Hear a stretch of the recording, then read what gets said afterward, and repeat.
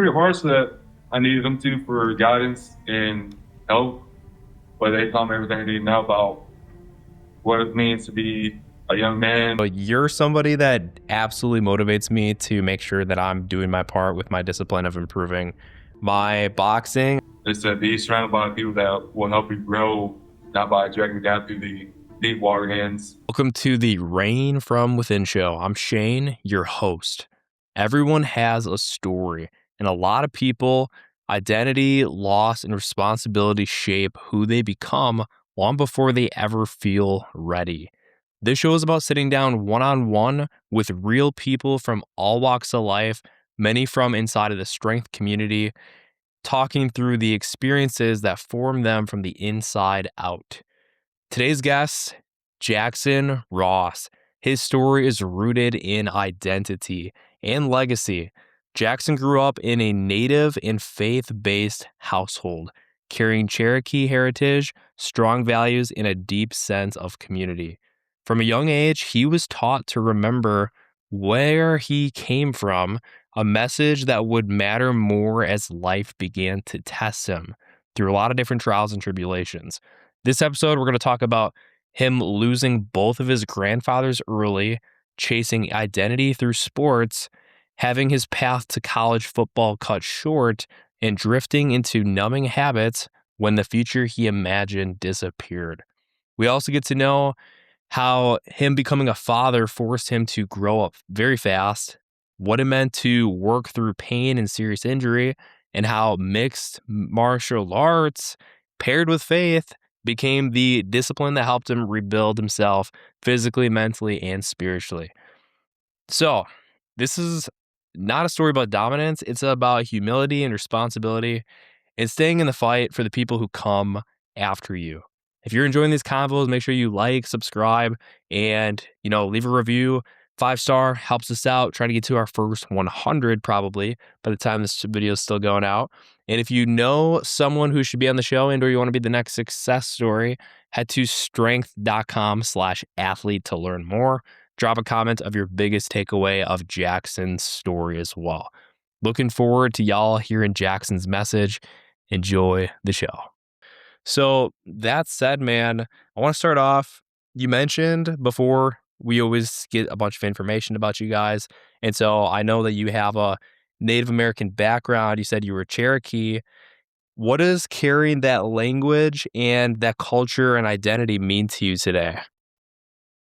Today, the language by itself, it's I would say I'm trying to slowly down as we speak of today. I'm trying to learn and have it into my real world that we're all living today, but it's really important to me that it's carrying that tradition and that language barrier by itself. And I'm glad that my dad and my sisters fluently speaking it. Well, here's the funny story. My dad's full blood native, my mom the Portuguese and the white, so he got me in the middle. Yeah, traditionally by itself, I just walked outside in the snow barefooted, so that's my little traditional route and jump into cold water. So that's really important to me than playing a game of stickball. It's just my little innocent mentality. Let's go. Perfect, brother. All right. Sorry. I just had to get a little configuration with the loom there. Yeah. So that was a problem we were dealing with a little behind the scenes quick. We kept when you would talk or when I would talk, it would take away your camera. So I figured this thing out with a back end, little back end optics here going on where I'm using Loom to record. So I think we're always going to have you in shot, which is really cool. Fingers crossed. But dude, yes, that is a very unique background, and it's great that you honor where you come from. I think sometimes people forget where they come from and or their origins. And I know leaving a legacy for your bloodline is really important. So you mentioned to me as well a little bit about how, of course, you grew up with that Native background in a very faith-based household surrounded by a strong community. So before life got complicated for you, I want to get to know Jackson as a kid. Who was Jackson growing up? What were you like? As a kid growing up, born in 2002, it's really worth saying it now because everybody was born in the 90s and stuff. But anyway, my point of view is that kid growing up in a village, you've been surrounded by a lot of full-blooded Indians out there. when again was all just kids enjoying that traditional food of fried bread and hot brown, all that deep fried stuff. For me, growing up as a kid, just we're all just competitive edges like everybody else is. We're all human beings. Just we didn't hear a lot of bully speakers here and there. Then growing up, I didn't have my turkey name till I was like 4 years old because my grandpa's name was Sequel, known as Pig or Hog. That name been stuck with me because I was his shadow, pretty much just shouting what he does, how he does, like how he talks to people. Then it's really important to me to do best I can to honor it and maintain my personal life and traditional, if that makes any sense. And Mhm. some folks be more darker than me, but I'm just doing best I can out of it. No matter where you're from, you gotta put that mentality is I'm not representing myself for today's society. You gotta represent your whole bloodline that goes through Lou that came before you by hand.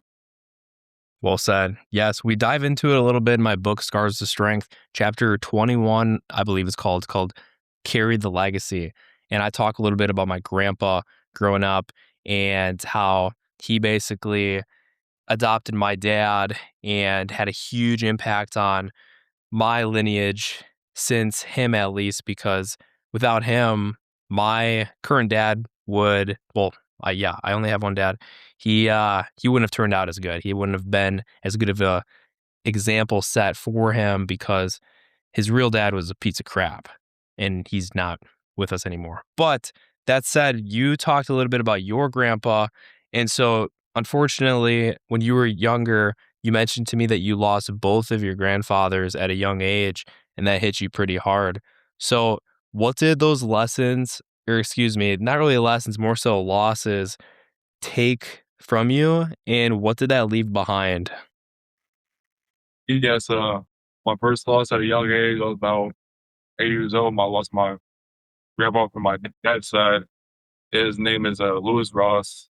And I will say this up front in case you guys are wondering how I speak it. Just plain and simple, like again up front, just like everybody know that up front. OCO do don't sequel don't. And that right there just says just really simple. Hello, how are you? My name is Hog. Again, that's just figured something out there. And yeah, I want to say January 1st, 2011, my grandpa passed away by lung cancer.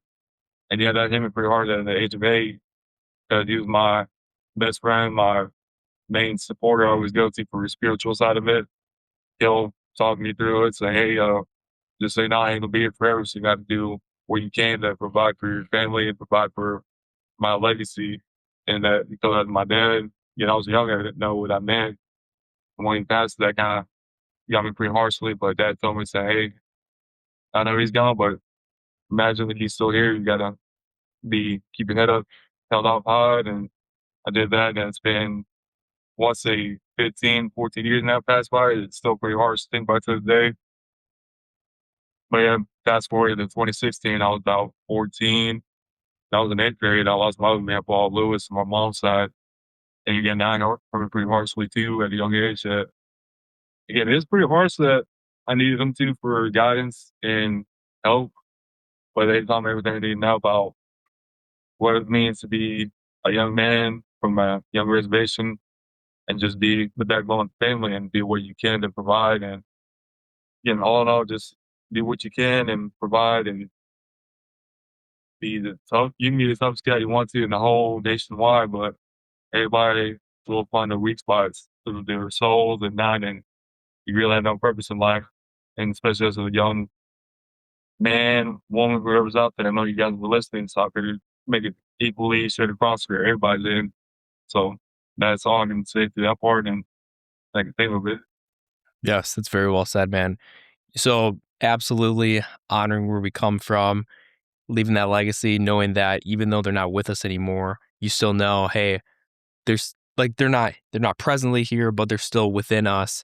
And also, we can always control who's still in our life and appreciate those people. And you mentioned to me Proverbs 27:17, as iron sharpens iron, so a friend sharpens a friend, which, as you already know, growth can't happen in isolation. Like a lot of people, it's a very common theme that we talk about in this podcast is this life is lonely enough as it is. And if we can find accountability with building honest relationships with people around us, and strength can be forged that way, iron sharpens iron, being around the right people can make a huge difference. So I just want to hear your perspective on Proverbs 27:17 because I know that sticks out to you. So how did that idea of the iron sharpening iron shape the way that you choose people around you now? Yes, on the book of Proverbs that is always said by Grandpa, just from my dad's side, Grandpa Lewis and my dad. They said be surrounded by people that will help you grow, not by dragging you down through the deep water ends. Like let's say if you and me went out to the gym, you're like let's say I came from a terrible like I was 30 pounds, you was at a buck 95, we're trying to keep each other accountable. And that is why I find it as a iron sharpens iron because it was times that I help out guys in the gym and other places outside of work in my household. That seen guys were down, say, "Hey, you okay? Now, do you need help?" So yeah, so I help them out, say again, they will come back as a return. Same way as we can keep each other accountable, and as long as we do that, more of a solid connections we have, and better of a foundation, the more repetition that we have for each other, and then both bloodlines that meet across. That way, we have good connections for down the road. Yes, let's go, brother. Yes. Choosing the right people to be around us is crucial, as well as when you were growing up, especially, and I think we'll get into your MMA in a little bit here, but all around athlete growing up, you push your body early, and then you had to deal with a lot of injuries and setbacks started to pile up, you mentioned to me. So, how did that affect your identity, and what kind of injuries did you have to deal with? Me, prospectively, is just all what I look at is all minor league injuries, but I can always bounce off of that. Yeah, it's always a lots of bumps and bruises from being all around. Like you said, I did a lot of football, baseball, a little bit of basketball, powerlifting.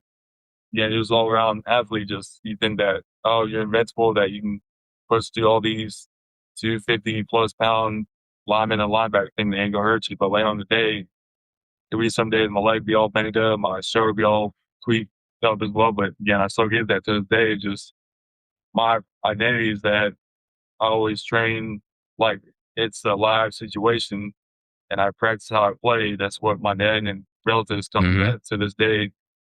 Train like, yeah, there's always plain and simple. Like you guys wondering how you can see how you train. It's really straightforward for everybody.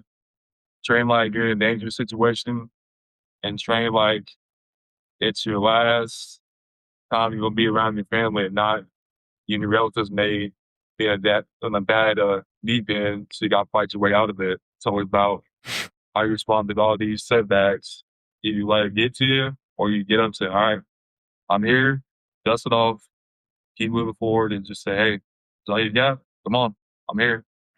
That's pretty Yes. simple. Dude, beautiful. Okay, I don't know why it's just popped up in my head, but kind of similar. Like you said, every situation you have to act as if it's your last. And even if you gotta like, we talk about in my books called deliberate delusion, right? So it's like coming up with a situation that yields to increasing the odds of you succeeding because you make the stakes higher for yourself. And so when I was in like third or fourth grade, my buddy and I, Jimmy, we would go down this hill sledding. And because at my house, we got a bunch of land and these crazy hills, and we were going sledding, and we would act like this, this, these girls we liked at the time were like trapped at the bottom of the hill next to a tree, and they were like tied up. We got to go rescue them. So we're like, all right, we got to go save the girls. We got to go save the girls. And I don't know why that reminded me with what you just said, but it definitely did because, like you said, we have to really do our best to honor each day because, like you said, yeah, it could be your last workout. It could be a do or die situation, and or you always got to be ready. So you got that mentality, Jackson, which I love. I feel like you're always ready. Like you're always ready to go hunting. That's your motto, dude. You'd be saying like, "Let's go hunting." So with okay, let's talk about something a little bit uh, differently. Let's talk about humility. Okay. So you talked about one of your biggest lessons was humility and not getting too high or cocky. Where did life check you the hardest, and or when do you feel like you really started to surrender to God and really choose to embrace humility? Yes, the humility part of it is first came in while I was in junior college. I was 18 years old, and I came in again just like I told you guys before that came to college at like graduated high school. Again, it's been COVID year. It's kind of been hard for me to maintain shape while trying to. I was kind of able to walk on at junior college to Indiana and Miami, Oklahoma. Big shout out to all them guys up there. But again, graduated golf for high school at 250, and I gained all that weight from 250 to base 300 pounds. That was a bad route for me to take. I came in there cocky, like a beginner gym rat. That makes sense. Like, yeah, I'll go in there, knock everybody out, and then get some this. But now it was pretty hard on first workout. Man, everybody was really dying. The first workout almost got me. I'm like, well, that's where you get being too cocky. Then that's why I said my humility. And then later on down the road, that's why I got cut and being a skull head and up in the hospital. I'm like, well, the more cocky I get, the worse the life's gonna be for me. And I finally surrendered on that hospital bed. Then long story short is my not gonna get into much of that. My little dad can just I was in there mad and frustrated that all that happened at once. I was, you know what? I'm done with it. I'm just gonna give it to you, Lord. And same day I dropped out of college and started working for a job. And that's why I finally accepted that I'm not high and mighty person. I'm always human like everybody else. That's just plain as day. I can leave it out there. Yes. Yes, man. You get to that different league, and you talked about college a little bit. So you were gonna go college football. That's supposed to be your path, and then, like you said, you got cut. So what was going through your mind at the time when, I don't know how long were you thinking football was gonna be your thing? Like, you're gonna go college?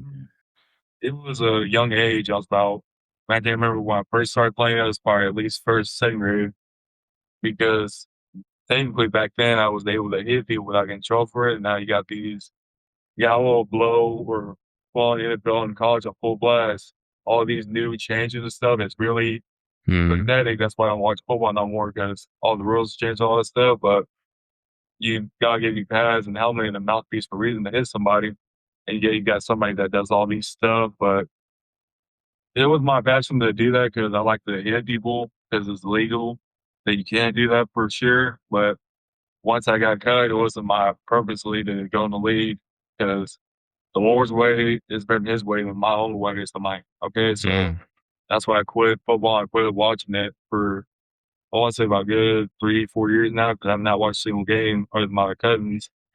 And that's why I picked that route of martial arts. And that's kind of been helping me more than base football did. But again, don't get me wrong, baseball is my passion too. But I got to see in football more because I have a hot temper and like to get more strong. Because that's what I thought was the bigger you are, the more strong you get, the better off you be. But I see that way different once I joined martial arts.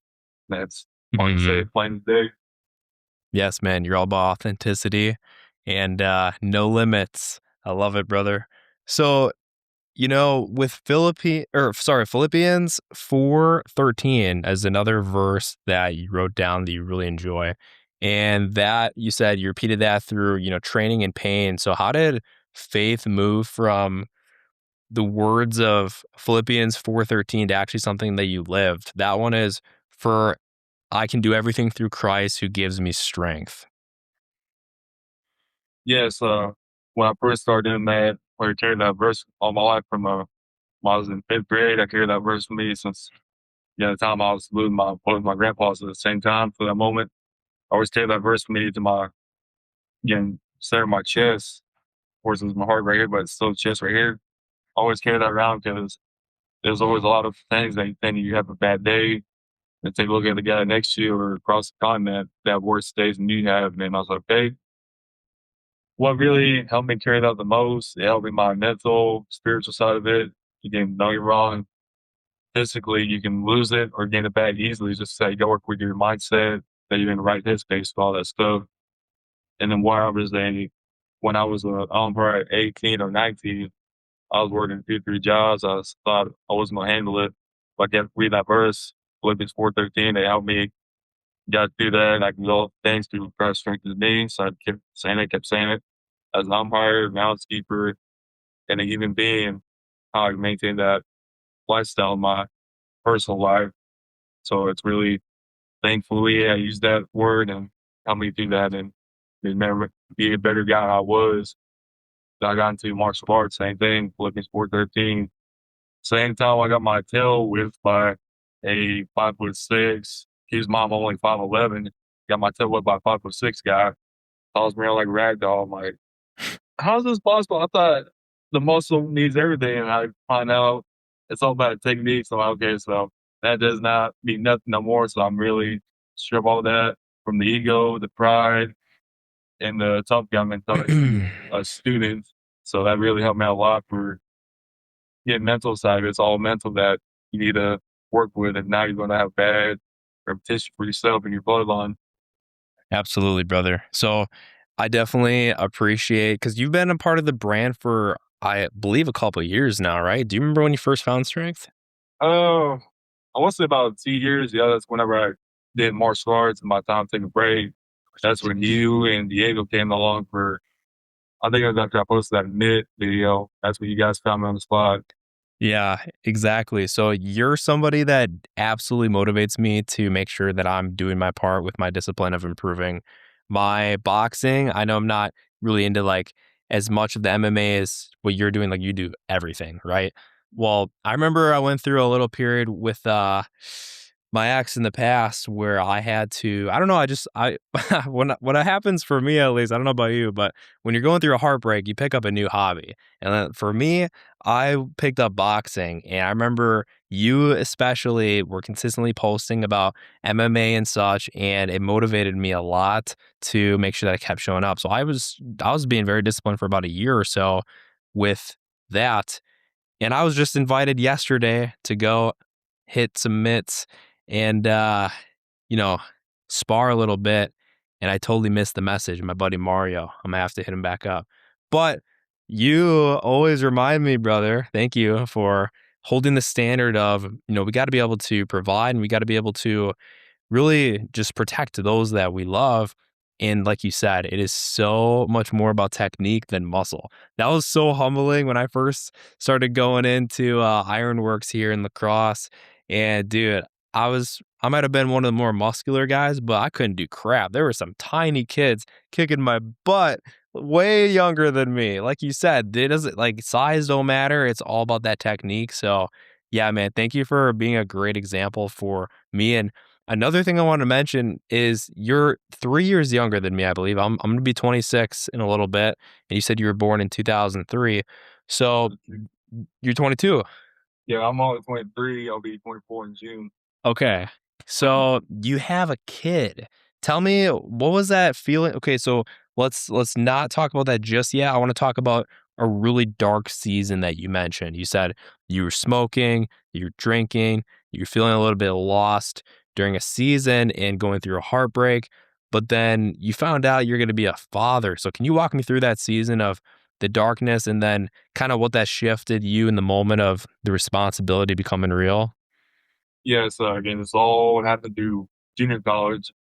Whenever I was getting high and mighty, that cocky fella I was at the age of 18.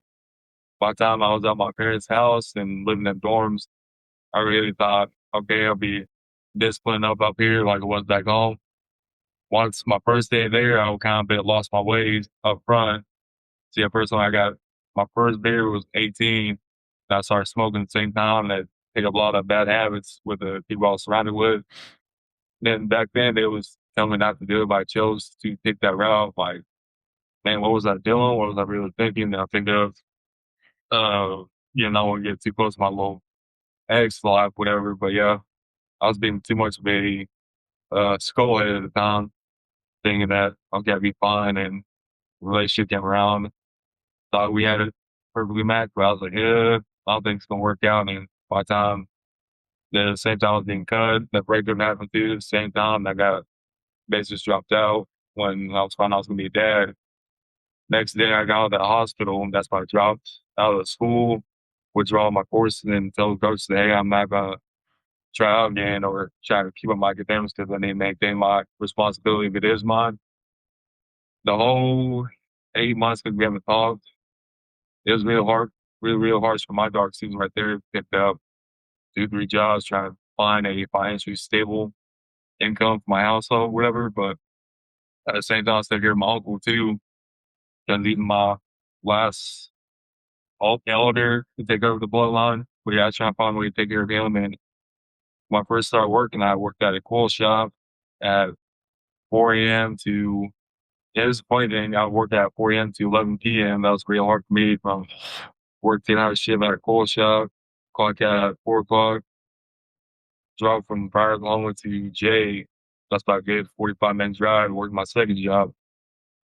Just don't start till 5 o'clock due to baseball and softball.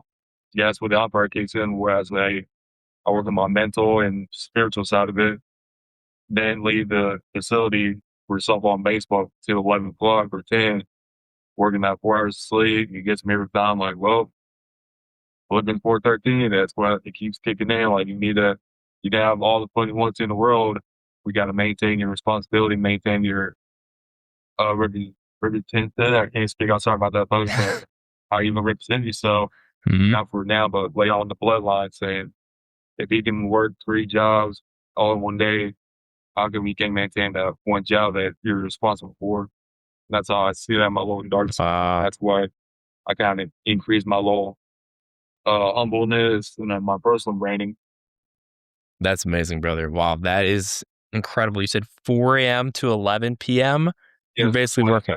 Wake up for work and go. I don't get home till like 11 or midnight. That is incredible. And imagine think about how much you grew in that season where you found out what you were really capable of and what really matters. And you showed up no matter what to provide for your family. So I love that. You mentioned family and coaches and your dad and your girlfriend. They all have played roles in shaping you. How did learning when to lean on others change you? Yes, I was formerly one of my dad because he was my first coach through baseball because that's when he fell in love with the game. Well, I learned a lot from my dad growing up. Then, of course, he was the same way for a little bit, but he's not too much. Like, we're not the same person. Then he's one of one. I'm one of one myself, too, Mm-hmm. because he's really strict and disciplined. And growing up, I thought it was, I didn't know what it was at the time, but by the time I got older, I appreciate his lessons and his values that he taught me growing up.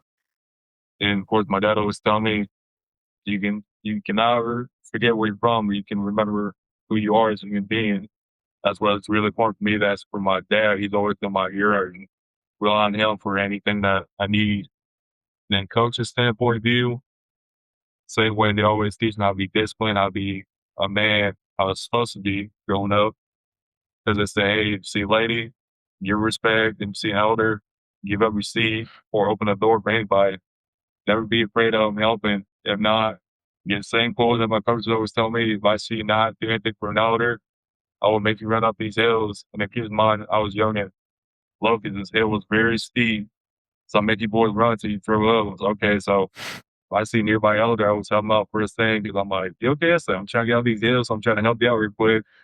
And the next day we ran all around the bases till we were gassed up. So I'm kind of glad they helped me to run today. And my girlfriend, Allison, yeah, she helped me out the most too. And then my family too. They always help me to keep me in line for something that you do something stupid. And then we got most of my coaches, and they were my dad and my family and my girlfriend. There'd be no point of me where I am today and representing you guys at the long boat line too. Hmm. I love it. Yes, man. We got to always appreciate those that stick with us, especially in those darker seasons. And yeah, being there, loyalty over everything. So when you talk about being the best version of yourself for your bloodline, I want to know, like, what responsibility do you feel that you have carrying forward? What kind of legacy do you want to leave? Yes, my little legacy point of view is that don't be ever like I know you guys are listening, so get straight to the point, not no chasing rabbits. My straight point of view of I'm gonna leave a legacy is that don't be afraid to take a risk. You can do it tired, You can get full energy, a lot of money, no money. Just don't be afraid to take a risk. If not, you'll be one of them guys saying, I wish I did this, wish I did that. Now you're me a guy that takes a lot of risks. I did this. It gets hard at first, but it will be easier by the time that you manage your time, your financial aid, anything within yourself. Because let's face it, no one's going to help you when things get hard, but it's on you within yourself that you get yourself out of that situation. Well said. Mm. Yes. Jackson, where can people find you on socials? Yes, the other thing you asked, I just saw your show before we hopped on the call, whatever. All my media handle is Instagram Jackson_Ross_64, TikTok Jackson_Ross64, Snapchat, same thing as my TikTok, Jackson_Ross64. I'm not as active as much because I'm used to enjoying life without a cell phone because that's where I find my peace on the countryside of it. Born and raised on the country, is used to enjoying life without a cell phone. But yeah, I do need to be active on that too, like you guys are. So find something that makes you happy and maintain your foundation. That's plain as day. Just trying to throw that fun line and 5K still. It's a good thing for meditation. And that being said, stay up, stay blessed. Let's go hunting. Let's go hunting, brother. Let's go. Yes, guys, don't be afraid to take on MMA and or learning something like that in order to defend yourself. Jackson's absolutely right. I think so many lessons were taken from this. I'm so thankful that we got to have you on, my man. So if you guys enjoyed the episode, make sure to like, subscribe, follow Jackson on socials. And if you're interested in becoming the next success story on Reign from Within show, check out strength.com/athlete for more information. All right, guys. Hope you have a great rest of your day.